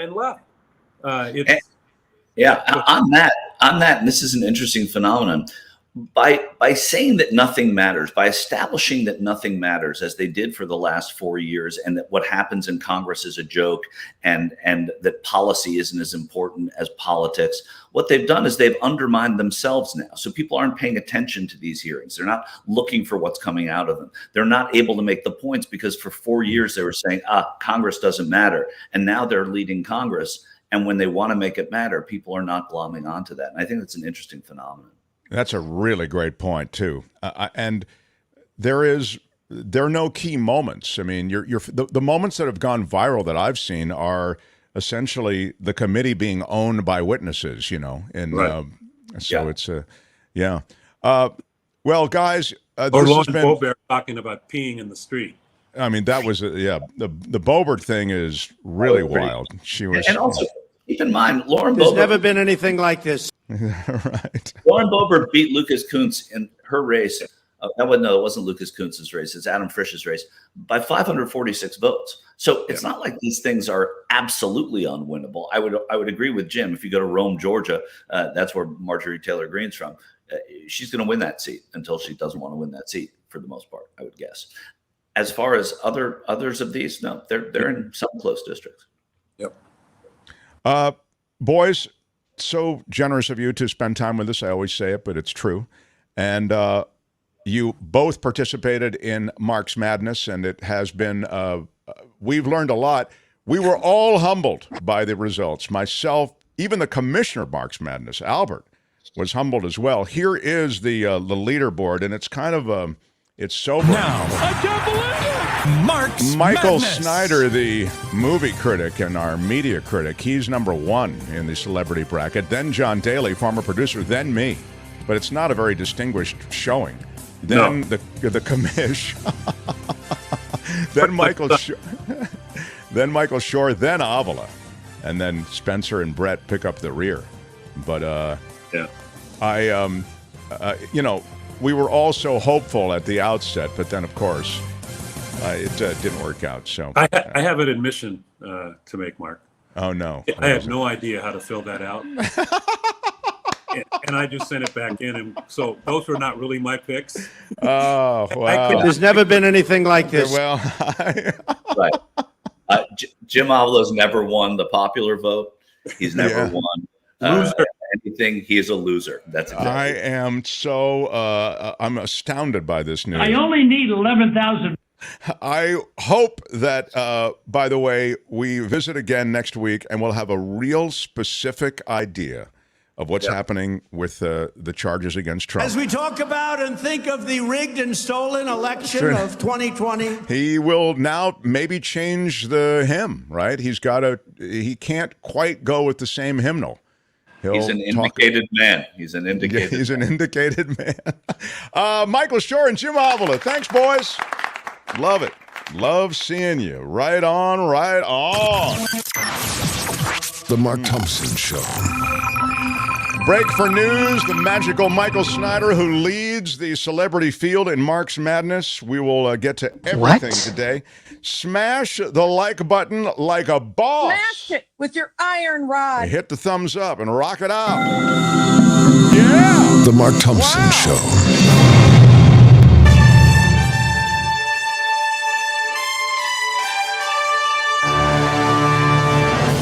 On the Mark Thompson Show, I'm Kim McAllister. Let's go right back to Trump, because Republicans are now rallying around the former president following his indictment. Trump was indicted by a Manhattan grand jury investigating payments to adult film actress Stormy Daniels at the lead up to the 2016 presidential campaign. Speaker Kevin McCarthy accused the Manhattan DA Alvin Bragg of weaponizing the justice system against Trump. The House Judiciary Committee has been demanding that Bragg testify about the investigation. Meanwhile, the Daily News got a hold of a letter sent from Bragg's office to the Republican-led committee, accusing them of not respecting the process and of acting more like a criminal defense counsel than a legislative body. And so it continues. A sad day for the nation and the family of this young girl, one of the young victims of the Nashville school shooting, being laid to rest today. The service for 9-year-old Evelyn Deekhouse will be held this afternoon at a Nashville area church. 2 other children were also killed in Monday's mass shooting, as well as 3 adults. Funeral services for the other 2 9-year-old victims will be held this weekend. American families earning less than $100,000 per year are apparently struggling to cover day-to-day living expenses. A Primerica survey on middle-income households' financial health shows how real Americans feel since inflation has skyrocketed in the last year. It says most families that bring in 5-figure incomes say their salaries are really not enough to comfortably put food on the table. Roku, based in San Jose, of course, plans to lay off another 200 employees in an effort to lower operating costs. The streaming service maker also plans to either sublease or vacate an office space in San Jose. Roku cut 200 jobs late last year as well. And some changes coming to Netflix. Netflix reportedly making fewer movies, and they're cutting ties with 2 of their longtime executives. Bloomberg reports the changes are part of a restructuring of the streaming giant's film group, combining small and mid-sized film units and leading to layoffs. Bloomberg and Variety reporting Lisa Nishimura, who led Netflix's documentary and small-budget films, will leave the company, along with the film group's vice president, Ian Brick. So I have a video I wanted to show you guys. See if I can. It's always a challenge for me to do this, but see if I can pull it up here. We're you gonna bear with me? Yeah. Okay. This, I don't know if you've seen this video, but I just love it. Love that this little guy seems to be really making it work. This is a tailless whale. Oh, you my seen this gosh. video? No, I haven't This seen little it. guy. Let's see if Wow. I can. Yeah, he's a I have video actually. Hold on for a second. I'm sorry. All I right. shared the okay. wrong screen. Bear with me. I Everything's good. swear it's worth it, you guys. It really is. Yeah, Oh, it's okay. We're right here for you. this guy. Oh my goodness. He is a tailless whale, and he was seen off the coast of Southern California, Newport Beach area. And he is making this trek between Mexico and I believe Alaska, and he's doing so without a tail fin, moving a little slower, swimming nonetheless. This whale, they say, likely lost its tail in commercial fishing gear. Of course. So So horrible. here's how it looks, and you can see, Oh my gosh. look at there's no tail. Oh my gosh. So they're saying that there he is with this little stump instead of a tail. But they're saying that that this whale again lost the tail in a fishing gear situation, and that most whales swim about 4 miles an hour, and he's swimming. I say he. I don't know the gender, but this whale is swimming about 3 miles an hour, a touch underweight, but not bad. So still making it work. Wow. That's just one of the reasons why the crabbing season is ending early, because you have these injuries. So here's this whale making this trek from Alaska to Mexico without a tail. I mean, Wow, yeah. that's extraordinary. That really so, is. too. That's. Yeah. I mean, I think that it's both sad and it's also it's sweet. So thank you for that. Yeah. We'll close it out with Love. Love did not win last night at Dodger Stadium. Apparently, there was a fan wearing a Mookie Betts jersey who ran out to center field during last night's game against the Diamondbacks. He got down on one knee. He held up a ring toward his love in the stands. And then he got leveled by a Dodger Stadium security guard going full speed. Wow. Bam. 2 more security guards joined in to take this love-struck Romeo off the field. Here it is. Let's see it. We've got Albert's got video of it. So he runs onto the field. Yeah. He gets down on one knee. Dodger fans, what a bad idea. This is in center field. She's there in the stands, back in the stands. He's holding the ring up, and boom, he gets nailed by the security. No. Dang, football season started early this year. Oh, wow. That was a brutal hit. Gosh. I mean, you can't do that. You couldn't you have cannot waited till run she onto said the yes? field. You just don't get exactly. it. Really. You don't You get don't. it. You cannot do that. Could he have, how embarrassing. Like, that's your moment. Your one moment. You're going to make a big love pronouncement. There was a follow-up this morning. Right. There was a follow-up this morning. She did say yes. Oh, she did that's say yes. nice. Okay, That's yeah. Good day, sir. Yeah, well, all right.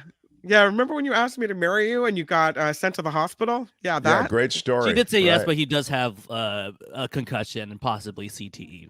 Oh my God! Exactly. Thank you for the video, Albert. Can you You're so let him much finish, better sir? at getting that fast.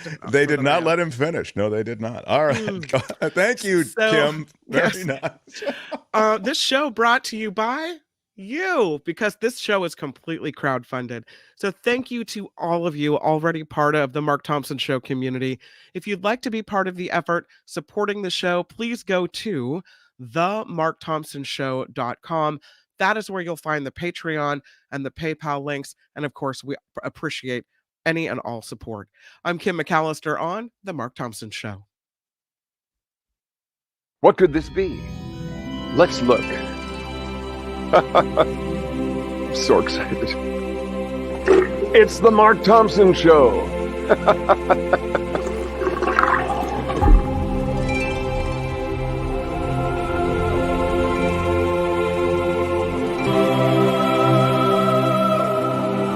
Is CinemaScope.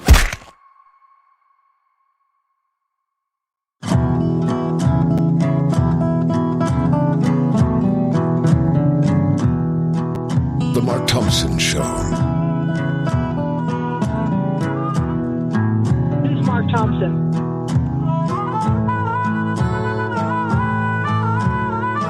Hey, which one of you is Mark Thompson?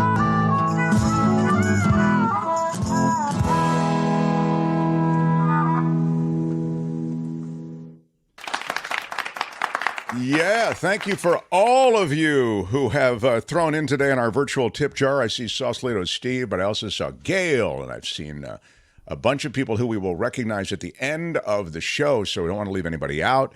It is indeed a pleasure on, yeah, the video and story of the Dodger fan that was proposing to his fiance, now fiance, from center field at the Dodger game last night and got wiped out by security. It is bringing a lot of reaction in the chat. So I don't know if that's romantic or not. Like, he went on the field. It seems more kind of stupid. Like, oh, there goes my future husband running on the field agree. when he shouldn't. She probably is attracted to that kind of thing, is aware of that. Gesture, right? It was the grand it's gesture. A grand, yeah. I'll also say this, that they didn't need to take the guy out like that. You know what I mean? I mean, it makes for good video, but come on, man. You don't need to annihilate the dude. I don't think. But she. And here's the question. Yeah, she said yes to this idiot. That's she did.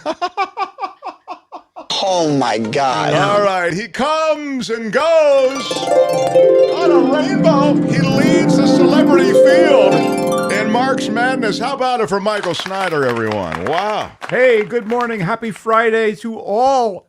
Oh, speaking of sports, my home team was shut out on opening day. It's worse than that. Open, yet shut. They're seriously unclear on the concept, guys. Well, you could have had, playing for the Giants, isn't it right, Commissioner? You could have had Yeah, so Aaron the guy Judge. we've been trying to get all offseason, Aaron Judge, we didn't get him. He's the hometown kid. It hits the home run off of us to start the season. Very poetic. First at bat, and Judge, the one that got away, sends one over the wall. You know, Saturday and Redemption can't get here fast enough. I'm really kind of peeved that we're not playing a game today, but so be it. You know, I've been thinking about John Wick. Oh yeah, you like John Wick. I did. Although it's an orchestra of violence. You said. It is an amazing and entertaining slaughter fest. And, you know, and I can't wait for the next installment wherein the master assassin of the title develops sorcerer's powers. It's titled John Wicken. I think it's going to be exciting. Oh, that's good. Well, it's a working title. Hey, you want to talk some movies, buddy? I'd like to, Michael, friend. did you see? I saw that John Wick only said 380 words in that whole movie, and they calculated it as $39,000 per word. Well, that's fantastic, and they killed 194 people minimum. We didn't get an exact count, That's even right. with our clicker. So. If you missed it, they went in, Michael and his friend, and they actually went in with one of those clickers that, you click every time somebody goes through a turnstile or goes through the door. It's like at nightclubs and stuff. And they clicked every time somebody was killed on screen. It was almost 200. 194, and it could have been more. Okay, so let's get to reviews. Go. The first new movie we're going to talk about was already banned in Tennessee, as you might guess from the title, Dungeons and Drag Queens. Wow. No, hold on. I'm sorry. Hold on. Y'all can all go to hell, and I'm going back to Texas. Sorry, it's actually Dungeons and Dragons. Okay, thank you. I bought the first one. Yeah. Honor Among Thieves. It's based on the classic sword and sorcery themed role-playing game created in the mid-1970s. So, my bad. I'm sorry. Anyway, Dungeons and Dragons. My bad. I'm sorry. Thank you. Dungeons and Dragons has inspired a new feature film despite the relative failure of 3 previous D&D themed movies that comprised a loose trilogy starting in 2000. It was a movie and here's the cast. I mean, Jeremy Irons, Thora Birch, Marlon Wayans, bomb. Then there was a made-for-TV movie with low impact, with a lot of unknowns, and a direct-to-video non-entity. So this could be perceived as downward trend, right? It doesn't seem. Why do they keep making them if they never make money? IP, and so Paramount teamed up with, and they want to do something with it. Paramount teamed up with Hasbro, and they said this is the time to do this. And we have a new standalone movie with some big-name cast members and spiffy special effects. And let me just say that Dungeons and Dragons: Honor Among Thieves, which, by the way, is co-directed by Jonathan Goldstein and John Francis Daly, not to be confused with John Daly, is better than it has any right to be. The actors are nimble and charismatic. The dialogue is kind of tongue-in-cheek.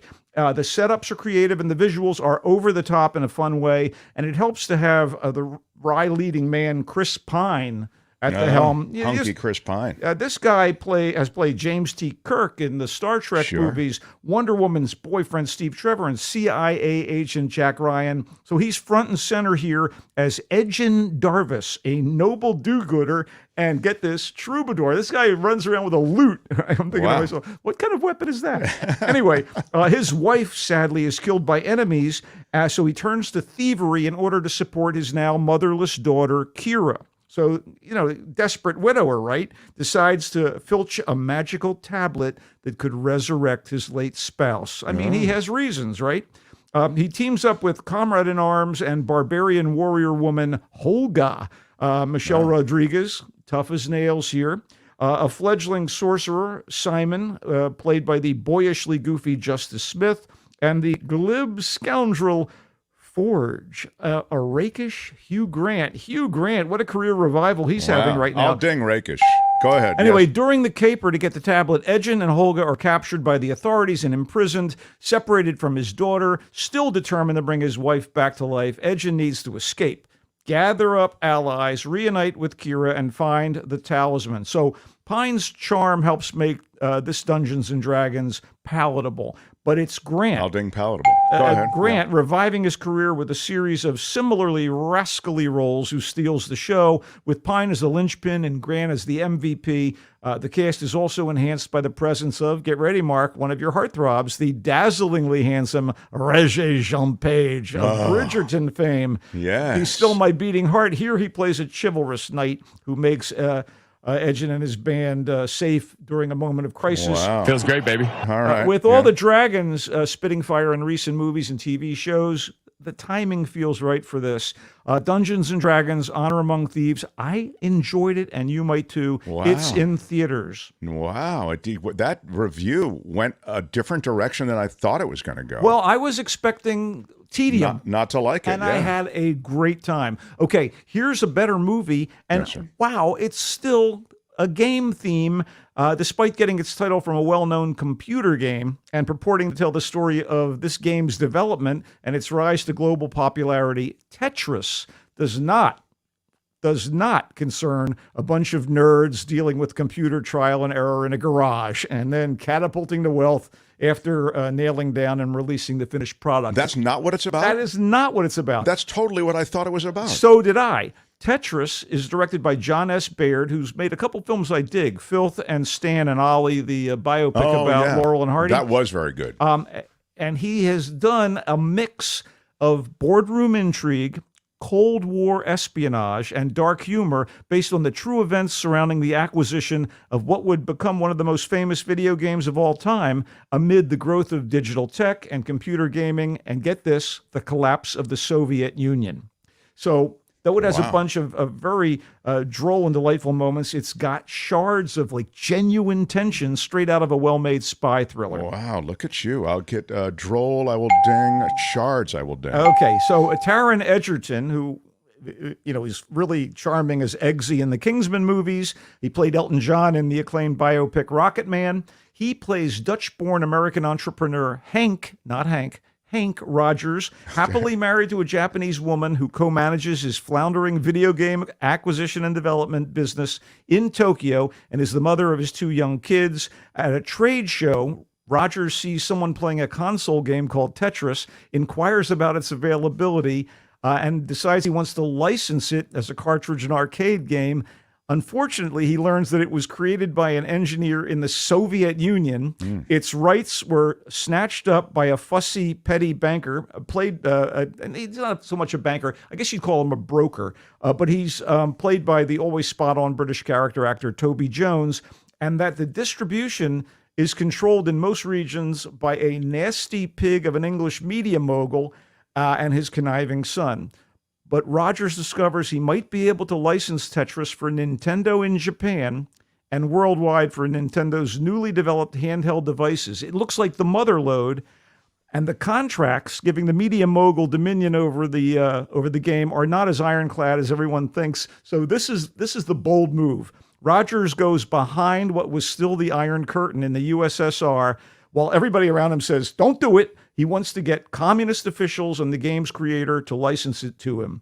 I was like, are you kidding? Wow. This is how Tetris got to the world? What? And this is a true story. It is a true story. Wow. As the movie rolls, there are twists and turns enhanced by like cool retro 8-bit style animated interstitials, and there's like a bleep bloop score fitting the era. I see, right. Fitting the Tetris is a really nifty behind-the-scenes look at what I initially thought would be a dull retelling of like techie triumph in Silicon Valley. No, it's actually a blast. And, wow. How about that? I'll ding interstitials. Yeah, go ahead. And the screenwriter Noah Pink and Baird keep all the plates spinning and deliver a coherent, witty tale of one determined man's quest. And you don't need to be a gamer or computer geek to dig Tetris, the movie. It's in theaters and now available for streaming on Apple TV+. So that's where I've seen the trailers on Apple TV, yeah. You can watch it at home. Okay, let's get into a couple things I really love. You want coherent? I don't know if coherent. No, come on, please join us with a richer vocabulary, people. Yeah, I'm not gonna ding coherent. I'll leave it to you. If enough people want it, I'll ding it. Go ahead. One of the best movies I've ever seen this year, 1001, is an impressive first feature from screenwriter-director A.V. Rockwell. It's an inner-city family drama concerning Inez, a young black woman who emerges from Rikers Island prison in early 1990s New York City after serving her sentence, heads to Harlem, her home turf, and immediately seeks out 6-year-old Terry, who was a boy taken from her by Child Services when she was incarcerated. So she manages to bring Terry back into her life and resume mothering him, essentially kidnapping the kid despite him being registered in the foster care system. So Inez was a hairdresser before bad choices derailed her life, and her devotion to Terry compels her to find work. And soon she takes up with a local Studley type and tries to create a stable family situation and raise the little guy properly. As Terry grows up over the course of a decade or so, the truth of Inez's past may derail her plan despite all her intentions. This is very moving, very powerful stuff, steeped in gritty realism, graced with a bold, believable performance by actress and singer Tiana Taylor. She is a dynamo who deserves every accolade. The entire cast is first-rate, including the 3 young actors who play Terry at different ages. And meanwhile, the backdrop of gentrifying New York, Rudy Giuliani's campaign to clean up the city is in full swing at this point, begins to marginalize financially strapped members of the Black and Hispanic community, and it's impactful and heart-wrenching, as you might expect, and there are no false notes. 1001 is emotionally draining yet uplifting, highly recommended, and in theaters. Geez, after last week, you recommended the other emotional movie with the 2 African kids. Oh, yeah, Lokita and Tori and Lokita. Oh, my God. I mean, I don't know if I have another. I don't know how much emotion I have in me. Wait. Ready for a rom-com? I got a rom-com. Yeah, because I'm not going to cry. I'm not going to cry. Okay. I feel, though, that some of this emotional stuff You're in a weeping mood. I'm an emotional person. So. I know. So how about something that's fresh, funny, and sweet? Rom-com, do it. Okay, Rye Lane is like kind of a hipper modern version of the meet-cute British rom-com. Like Notting Hill. In fact, Rye Lane, and that's R-Y-E, like the grass that produces the grain for the bread on a good corned beef sandwich, is a destination in London like Notting Hill, but totally 21st century, colorful, multicultural, funky, and hella more working class than the looks of it on screen might even suggest, and certainly more so than today's upscale Notting Hill. So with this backdrop, we get a sort of When Dom Met Yaz playing out, mostly over the course of one day, which is kind of collapsed into a very tidy 80 minutes. So it's not a big time investment. Dom, played by David Johnson, and Yaz, played by Vivian Opera, are a pair of Black Londoners in their 20s who have had to deal with recent brutal breakups. They initially encounter one another at an art opening where he's friends with the artist and she's friends with the artist's significant other. And circumstances lead Dom and Yaz to go off together on a series of vivid urban adventures and misadventures, including encounters with the exes. But is there any way the jilted couple can bring themselves to leap back into relationships? That's the big question here. No. There's not a wasted moment in Rye Lane. Tidily directed by Rain Allen Miller, nothing is affected, flashy, or artificial, and Johnson and Opera make for a winning combo. My suggestion to you, Mark, visit Rye Lane if you can. Light, lively, and legit charming, and on Hulu. Wow, like it. Good. I may check it out. I need something light, lively, and legit charming, Cool. You had a buddy of mine on the show a little while ago, Matthew Jacobs, and his movie, Doctor Who Am I? The documentary terrific. About his experiences as the screenwriter of the abortive, it came out, the TV movie that was supposed to link the old era of Doctor Who, a big BBC flagship show that ran from about 63 to the early 80s, late 70s, about like then, to what we now have as a worldwide phenomenon since 2005.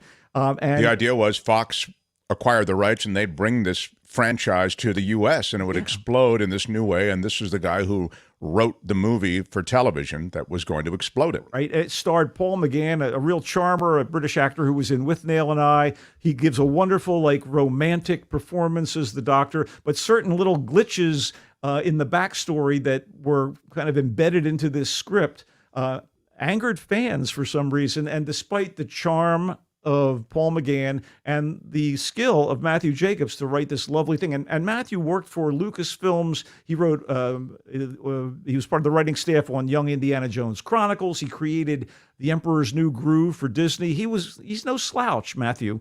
He became vilified by the fan base. And this movie is about him reconnecting with the fan base when he's invited to a convention, and he goes in with trepidation and cameras and his co-director, Vanessa Ewell. And it's a a wonderful kind of love fest that develops over time. Yeah, it's a great movie. I really enjoyed it. And by the way, Matthew and I used to hang out at the Royal Ground when he lived up on Russian look Hill. at you. And that had to be because you're a big Doctor Who guy. I am. When I realized he was the guy who wrote the Doctor Who movie, I said, yes, I do want to be your friend. No.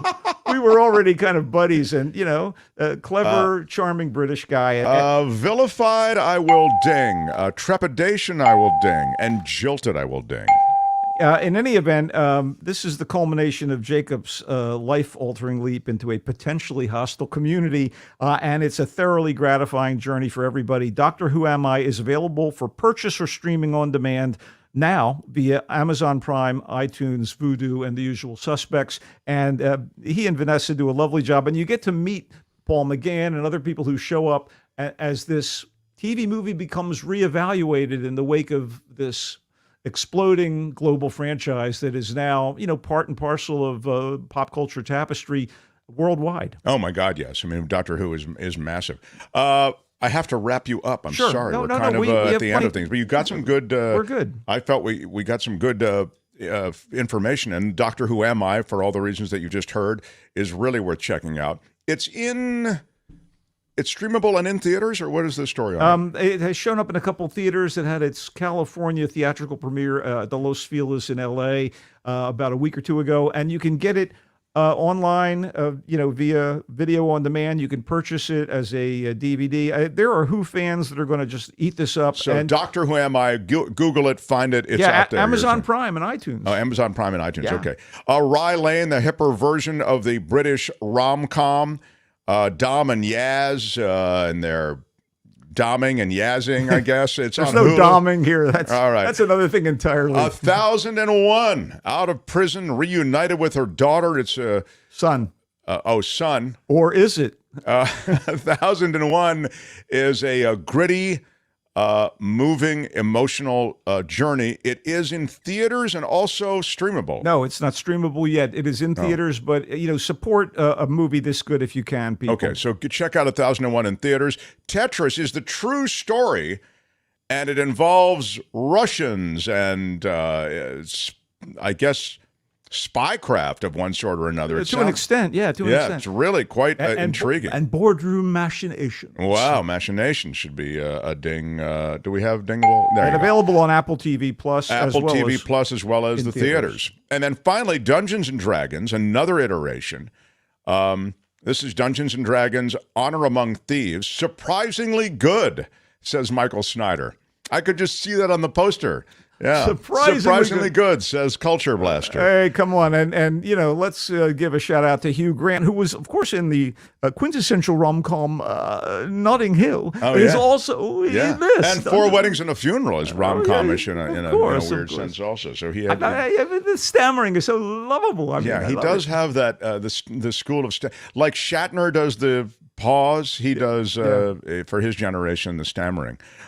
Michael, congratulations on leading the celebrity field in Mark's Madness. Now, I can't believe it! There it Mark's Madness! Wait till I get my own drop, and next year I'm going to kick some serious butt, let me tell you. But glad to be a part of it, and let's keep on rocking, everybody. We'll check you out next week. Yes, Snyder, again, he is top of the leaderboard, ahead of Daly, Thompson, the Commish, Shore, Avila, Spencer Christian, and Brett Burkhardt, who does join on Monday.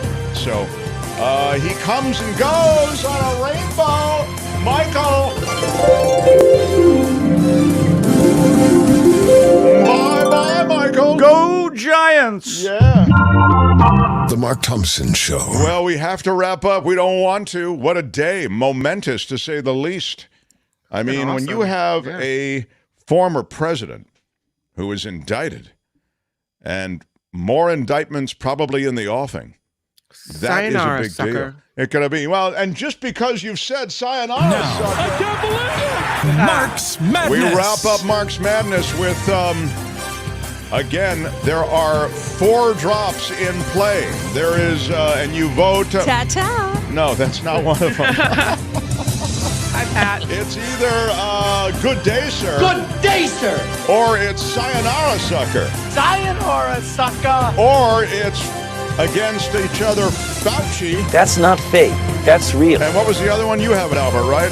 which one of you is Mark Thompson? You have it, Albert? Are you, Albert? I'm going through my bag, looking through my bag. All right. It's Hey, which one of you is Mark Thompson? Okay, so which one of you is Mark Thompson now facing off against That's Not... But that doesn't mean that it's a good thing. Dr. Phil is out. It's Fauci versus which one of you is Mark Thompson. Do you have the which one of you is Mark Thompson again? Okay. Hey, which one of you is Mark Thompson? Against... That's not fake. That's real. That's in one showdown right now. You vote until midnight tonight on YouTube. The other is the Good Day Sir versus Sayonara Sucker. Sayonara Sucker. I would say, Albert, and you as a commissioner, I wonder if you would agree, that Good Day Sir and Sayonara Sucker, one of those may be a champion in waiting. Do you agree? Yes, one of them will be. Maybe. I think they're looking strong. The others, whatever content they're saying will pertain to them. So it might be Good Day Sir for Good Day Sir. It might be Sayonara Sucker for Sayonara Sucker. So it looks like Sayonara is going down. Look at those numbers. Wow. Oh, I haven't. Oh, there they are. Wow. Good Day Sir is going to take out Sayonara Sucker. At least in the live vote. So again, go to the go to Mark's YouTube channel, go to the community tab, and you could vote again. Now, the board of directors of the Mark Thompson Show meets typically after Mark's Madness. This is something we did at KGO, and we'll do it here. And they will look at a correlative as to how representative the live voting is in the actual ultimate outcome. So this is something that we will share with you. So like right now, correlative, you're right, is a ding word. That's Not Fake is ahead of which one of you is Mark Thompson, 54 to 45.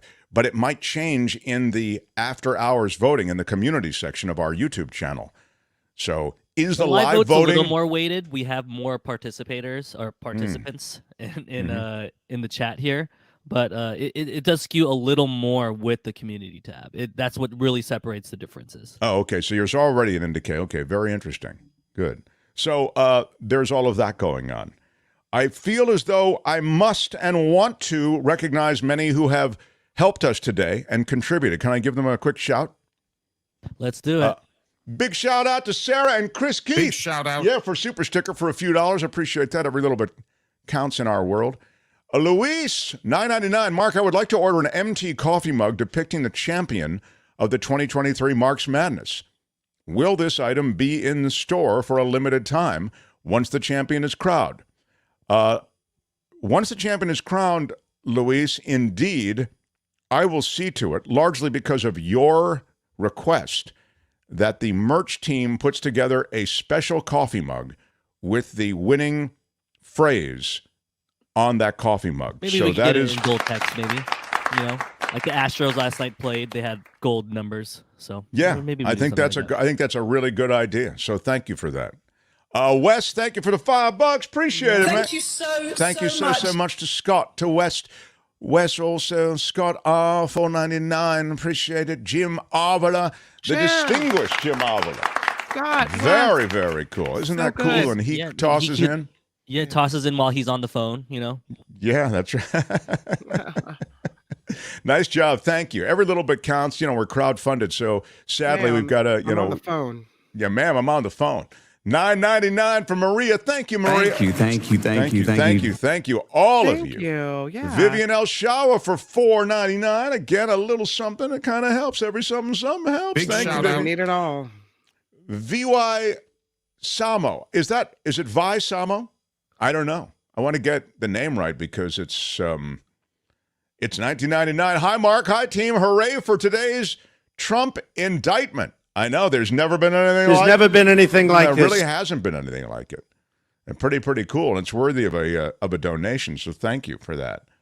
The country's never witnessed something that this country has really never witnessed. No, exactly. And we found more ways for people to say there's never been anything like this. And we found them all today. Sausalito Steve. What up, Sausalito Steve? Big shout out. Big shout out to Sausalito Steve. Thank you for $20 today. Every little bit counts. Always interesting, he says. Gail Guthrie for 20. Thank you, Big Gail. shout out. Gail, always there for us. Sausalito Steve, Some Gail. of these are replays, but we kind of just mentioned them in passing, so these are more Elwin for 20. To Kim's Health. Get well soon, Kim. Yeah, Kim, really, hopefully, take it easy this weekend. Thanks, Elwin. Appreciate it. I would tell just those a little kids, bit, set the bar to like 95% so we can. Yeah, you don't want to, because we do feel as though we can exploit your illness for additional donations. Kim, how are you? Oh, so is that okay? So you get don't well, want to but get not too completely well. better. Exactly. Very well done. I'm here for you. Yeah, let's not get crazy. Ooh, it's a wild idea, but it just might work. Just might work. Cabo Jeff for 20. What up, Cabo? Big shout out. Yeah. Love it. Gosh, a big outpouring of support today. I'm not going to cry, but I would say that I do feel emotional about our crew. I do like There's our never audience. been anything like this. I know. It's really something. I have never heard of something like that. No, I know. It's a pretty... There is nothing in our history that quite compares to this. It is true. Have you ever seen anything like this? We've never seen anything like it before. Nobody has ever put something like this together. Nikki has a show going on right now. Rothman's going over there to talk about the Trump indictment. Everybody loves Rothman, so that should be fun. And Newsom's campaign for democracy. The Friday food features guava fingers. There you go. What? And the best April Fool's jokes and movies with Tim Sika. That's going to be great. I think it's going to be... I have a busy week. I understand. There's a lot going on. So head over there and enjoy it. What can you tell us about the scene? I'm Shadow Stevens for the Mark Thompson Show. Thanks for the $3, Jackie. Love you all. We'll have much more next week. We have a big week ahead, some special guests. Brett joins on Monday in the finish to Mark Madness. Till then, bye-bye.